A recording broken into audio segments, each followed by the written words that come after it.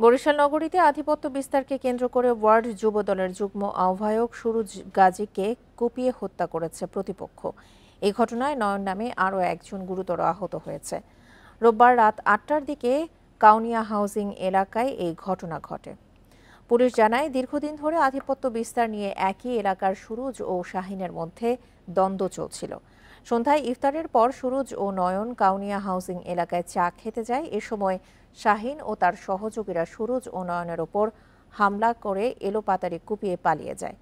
পরে স্থানীয়রা গুরুতর আহত অবস্থায় তাদের উদ্ধার করে শেরেবাংলা মেডিকেল কলেজ হাসপাতালে নিয়ে গেলে চিকিৎসক সুরুজকে মৃত ঘোষণা করেন। আহত নয়নকে হাসপাতালে ভর্তি করা হয়েছে। ঘটনার সাথে জড়িতদের ধরতে অভিযান চলছে বলে জানিয়েছে পুলিশ।